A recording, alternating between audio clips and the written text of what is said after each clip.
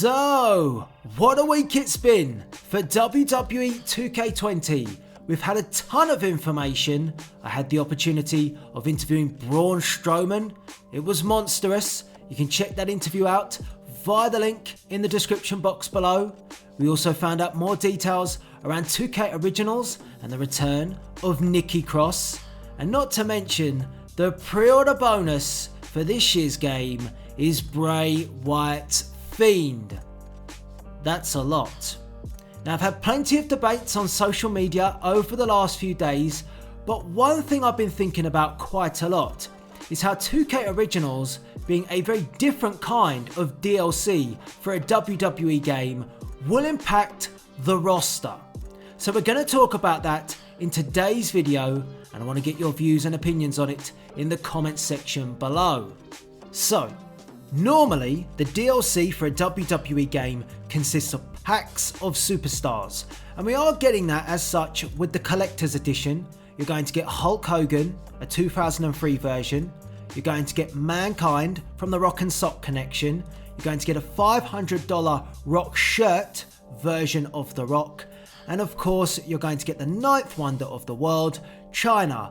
So that's still happening from a Legends capacity.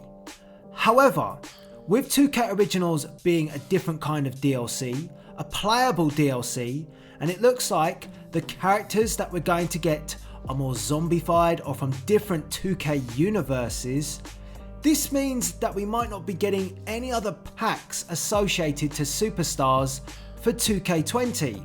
So that can mean one of two things, or maybe even three. One, we're going to get an absolutely stacked roster, and I would say it would be the biggest roster we have ever had in a WWE game.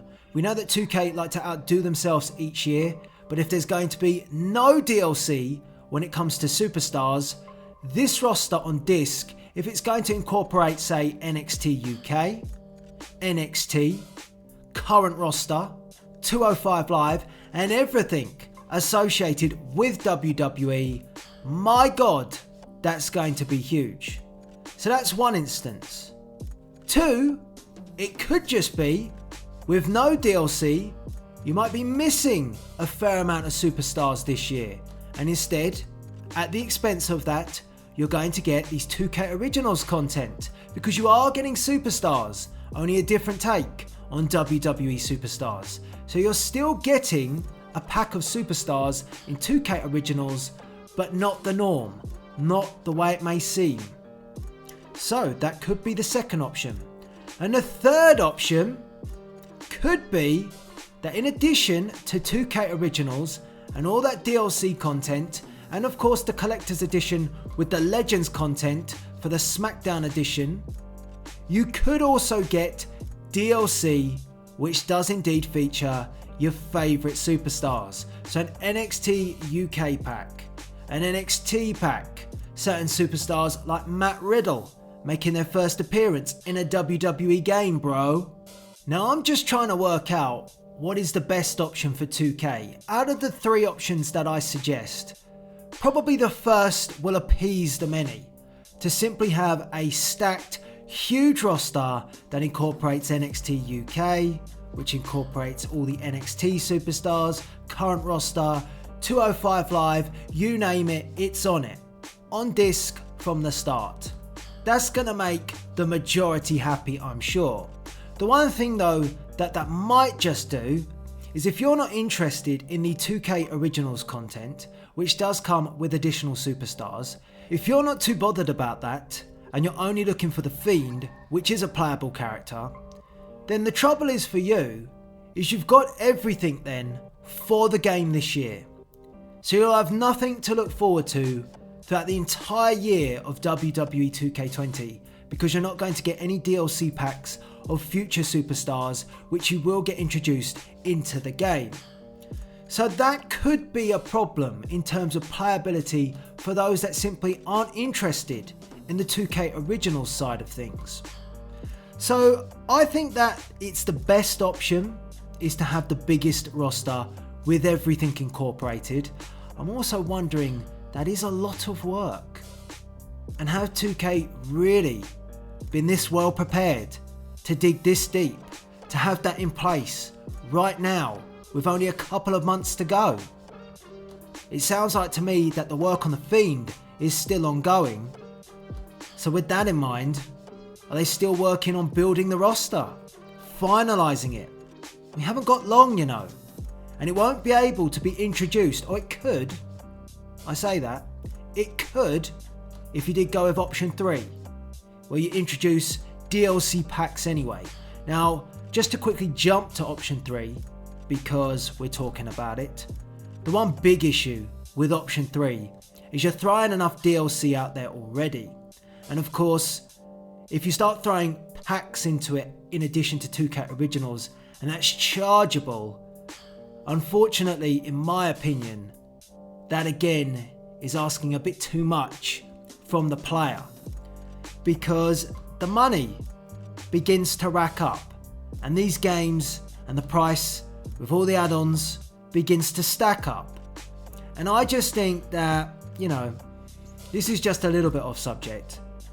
I'm an Arsenal fan and I support Arsenal, and looking at the price of an Arsenal shirt this year, £65 just for a t-shirt.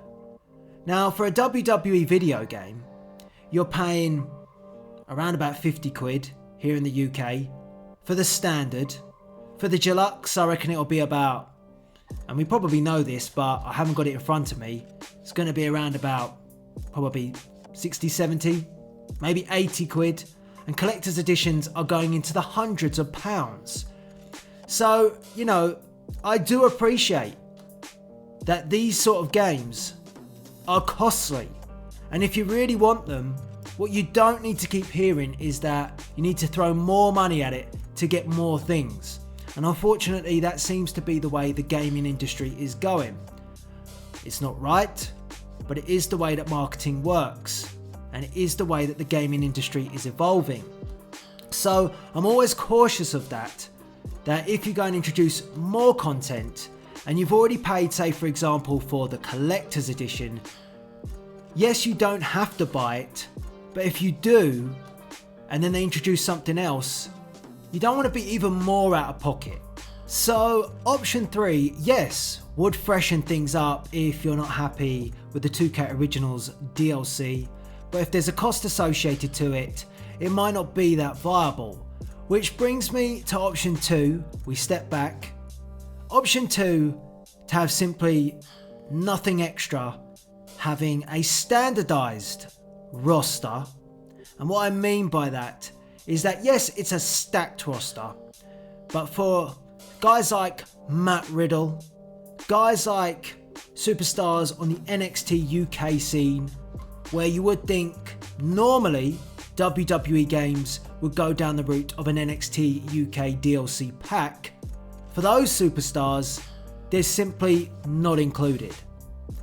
That is the worst case scenario, because I think the core of this is that it is indeed a wrestling game and you want to have all your favourite superstars involved. So what you don't want is to have them miss out because of alternative DLC. So option 2 is definitely a no-go. I think that option 1 is the ideal solution, albeit that if you're not happy with 2K Originals, you won't get anything additional. And the only other option really out there is to have a decent, solid, stacked roster and then introduce additional updates throughout the year that are simply free.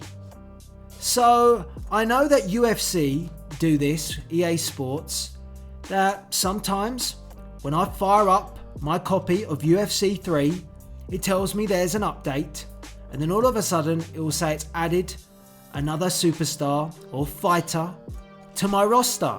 For example, Dana White, you know, the president of UFC. I never wanted Dana White as a playable character, but they gave me it for free. That's as far as I know. I definitely didn't get charged for it. I didn't pay for any additions, any add-ons. So maybe 2K, they have their DLC, which is 2K Originals. They have their standard part of the game. And then to freshen things up, just as a nicety, they can drop in from time to time the NXT UK arena with some NXT UK superstars. They drop in future and new hot talent of NXT, bro, Matt Riddle included, and they work off that system. So it's almost like at times when you think there's not much else coming, 2K surprise you. Now the only downside to me from a 2K perspective is that really does strip out anything to really build excitement or hype for the next WWE game. And of course, that's a long way away. But you know how the gaming industry works. They'll be thinking about that. If we go all in, excuse the pun, for 2K20, how do we make 2K21 any better? How do we make it more special? So, you know, it is a toughie. I would say that. It's not as simple as just give us everything. Because if you do and you play your hand and you give everybody what they want, people will only bite the hand then and say, well, I've run out of playability here, there's nothing else for me to do, and now you're not giving me anything extra. So it is tough. But I want to get your views and opinions on this, because the one talking point that 2K Originals does bring up is that I believe 2K Originals gives you more playability, because it's not just giving you superstars that you can download with nothing else to it. It's giving you stories, towers, and story towers, better phrase that correctly, so you actually do something with the DLC that you're given. Now, whether or not choosing the more wacky and crazy kind of route that 2K went down is right or wrong, some might say, well, you could have just introduced an NXT UK pack which has a story behind it that you play out without all the wacky zombie stuff. Would that have been an option that you were open to? Or do you like the more wacky and crazy kind of content? Because if 2K had gone down that route as part of DLC, that would have given you extra playability, which you haven't had in previous years. But I do think 2K Originals is a good concept, and looking at the amount that you get, you know, you're getting these additional zombie-like superstars, and this is just the first wave. You've got another 3 coming with this DLC this year. You've got 2 arenas from what I saw. You're getting Creation Suite content for your custom superstars. There's a ton of stuff in there. It's a lot. It feels pretty big. It almost feels like to me that that should be everything, but it's not. 2K are going to give you more throughout the year. And maybe they will focus on NXT UK, but turn them into something in an alternate universe. Is that something you'd want? Or would you just want the standard in the game? So a Pete Dunne is a Pete Dunne.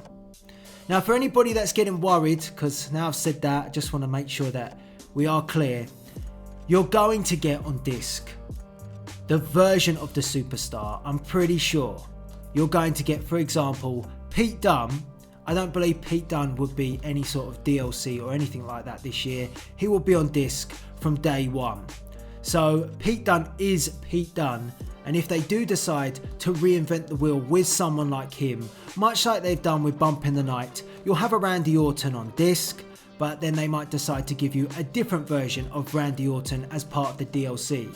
You're not losing a superstar and they're being turned into a zombie just for this year's game. Because for some reason, there does seem to be a lot of confusion about how the Bump in the Night DLC is going to work. There's also quite a lot of questions around when we're going to get the Bump in the Night. And I've seen people say that you're not getting it from day one. Now, that wasn't my interpretation of it, and I could be wrong here. But my interpretation is that when you pre-order WWE 2K20, whether it be physical or digital, you pre-order it, you will get a code or something on your receipt for that DLC to download the first part, Bump in the Night, with the Fiend, Bray Wyatt.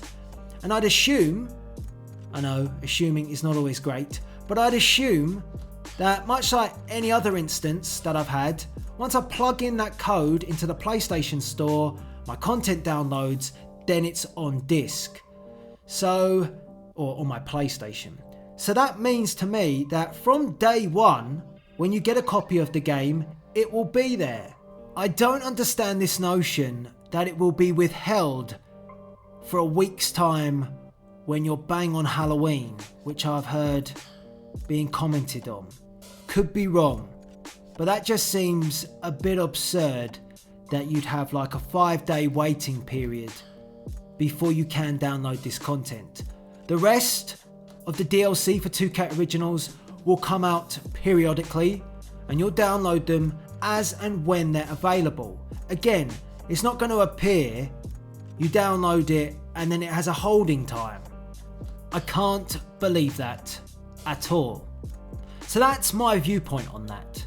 I believe, and it's just me, I believe that from day one, if you pre-order WWE 2K20, you get the Fiend, you get the Bump in the Night DLC, and when you pick up that game, digital, physical, whatever, you will then be able to download and play that content.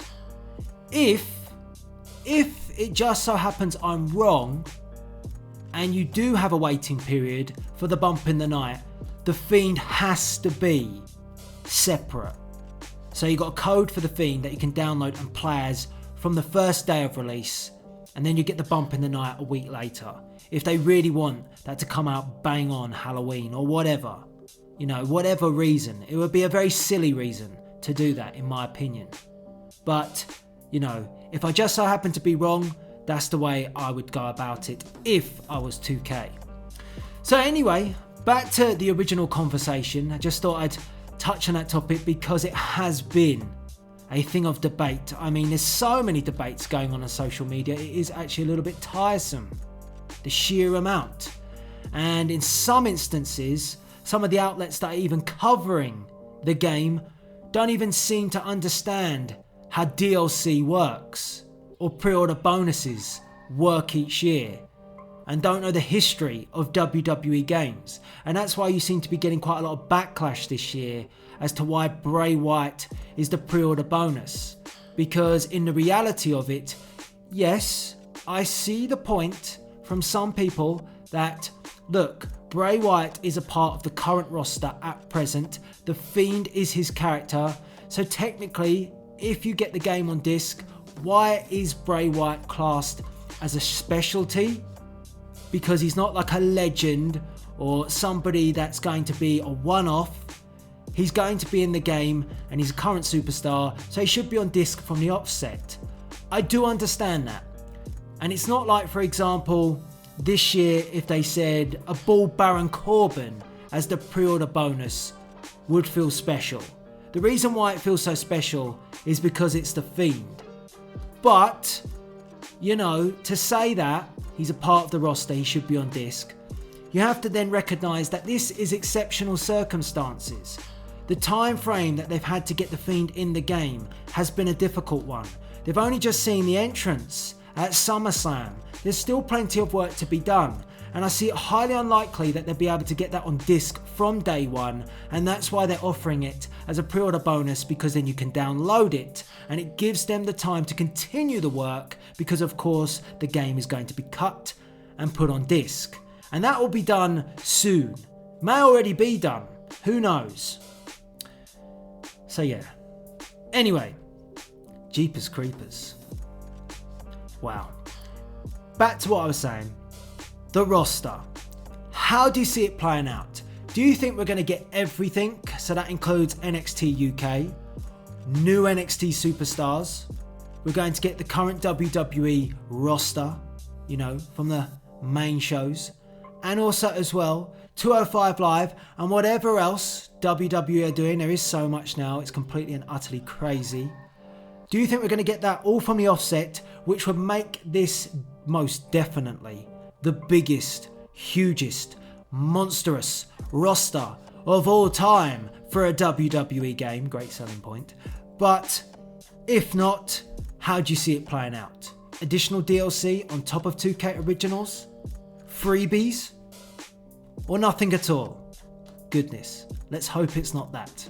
Anyway, want to get your views and opinions on this. I think that the 2K Originals concept has really thrown some big questions out there of how 2K are going to deliver their roster this year, how many superstars are going to be involved on disc from the start, and I want to put the question to you and hear from you in the comments. So yeah, and if you've got any questions for me, of course, because like I said, there's plenty of debates going on, you can follow me on Twitter at Delzinski, or of course, you can fire questions at me via the comments section below, and we can talk, we can debate some more 2K20. It's a debating time. That sounds weird, I know. Anyway, but for now, please rate, comment, and subscribe. What are we gonna get for the WWE 2K20 roster on disc?